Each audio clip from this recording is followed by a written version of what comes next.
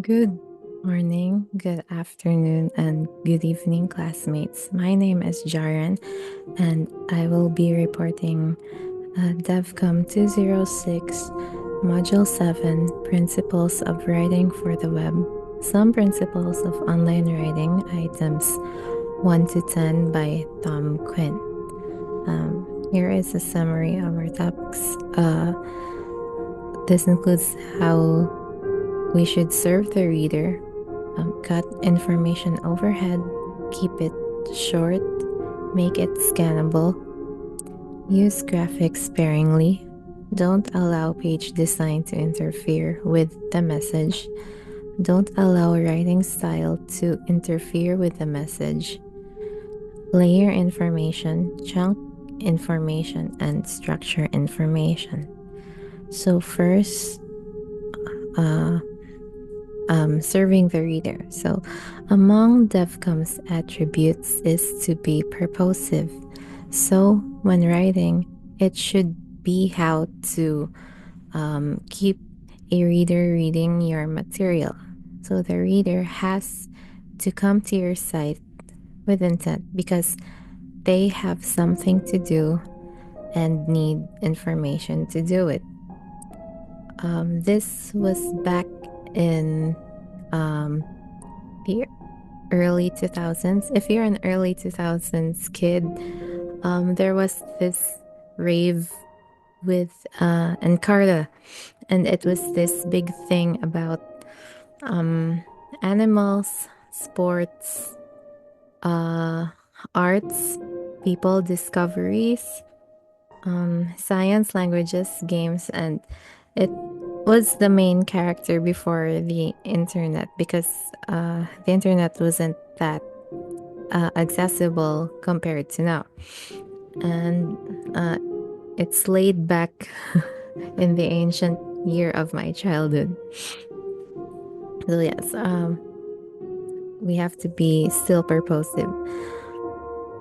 And a second is to cut information overhead. So, information overhead is unusable information that greets you before getting to the main point. It's like that there's this annoying thing that hinders you to getting to the main point, like an annoying person that feeds you unnecessary things when all you want to do is go to the main person. So it's something like that, but in online form. And examples of it are fluff, paragraph intro that says nothing, words and colors that tell you nothing.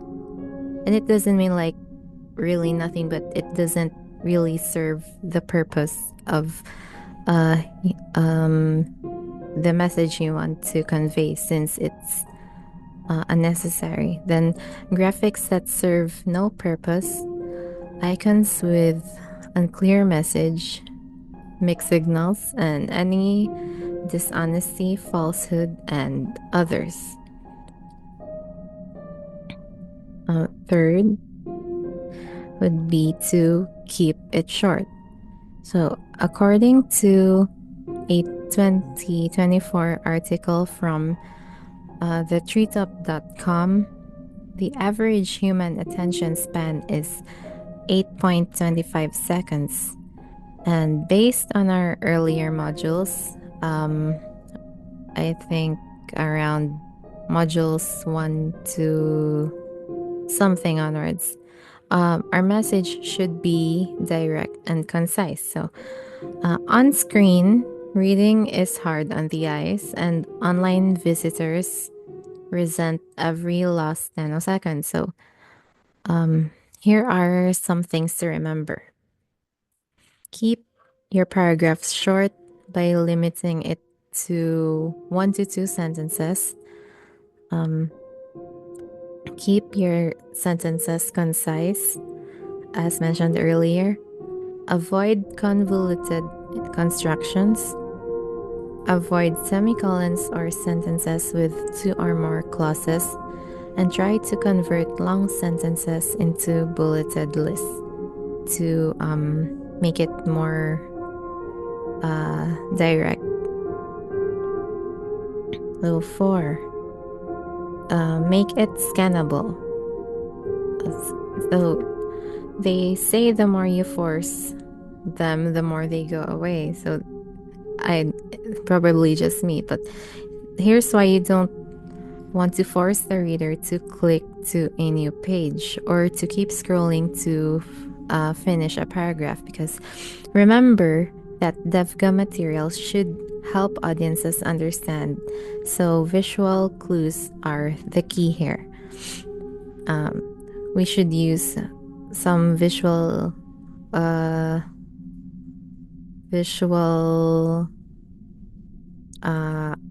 images somehow to help them. So these may include subheads, headers, bullets, numbers, bold text, highlighted text, and navigational images.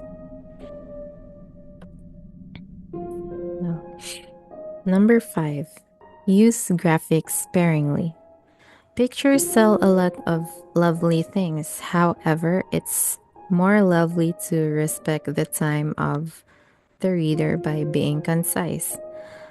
Any visuals like pictures, charts, tables, illustrations, and graphics should convey your message and aid your content. So it shouldn't be messy. 6, don't allow page design to interfere with the message. So designs are intended to convey a message. However, if the message causes confusion, you have failed to make the reader understand your goal or why they visited your website, because it means that you didn't get your message across for readers to understand your intent. So as mentioned in item number 5, visuals should aid your writing, not fight it. Choose the right colors, font, and style, and harmonize it with your message. Number 7 would also teach us that your writing style also shouldn't interfere with your message. So speaking of harmonizing, your writing style should also reflect your message and should be understandable for your readers. So remember to serve your visitors with clarity and conciseness. Don't make them wonder about your style inconsistencies, both in visual and written content, so as for them to not be confused with your message. Number 8, layer information. Layering means putting vital information in a short form with little explanation on the outermost layer seen by the online visitor. It is here where you can attach links for visitors to go to and have more insights about your content. So, why do we need to? It is so that our web visitors can have thorough reading about the content, or so the other new visitors who are not really that familiar with content can have more context about the message you want to deliver. Next, second to the last is to chunk information. So this is another tip that would make it easier for your audience.